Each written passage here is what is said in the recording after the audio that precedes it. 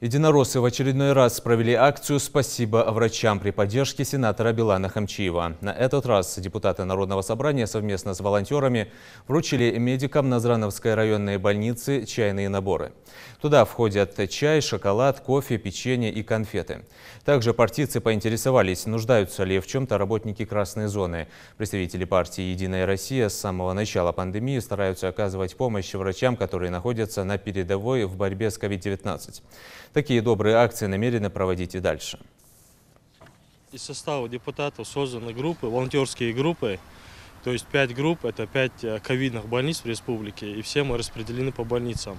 То есть каждый депутат общается и с врачами, и с больными, и с главврачами, чтобы понять, что для них необходимо, какая помощь им нужна, какое содействие им оказать. Мы пытаемся и продуктами помочь, и какими-то другие вопросы их решать, если это возможно, если это в наших силах. Наши коллеги ощущают заботу о себе, они знают, что их не забывают, что про них помнят, такое нелегкое время для них. Они тоже оставили свои семьи, своих родных, и все работают здесь как одно целое.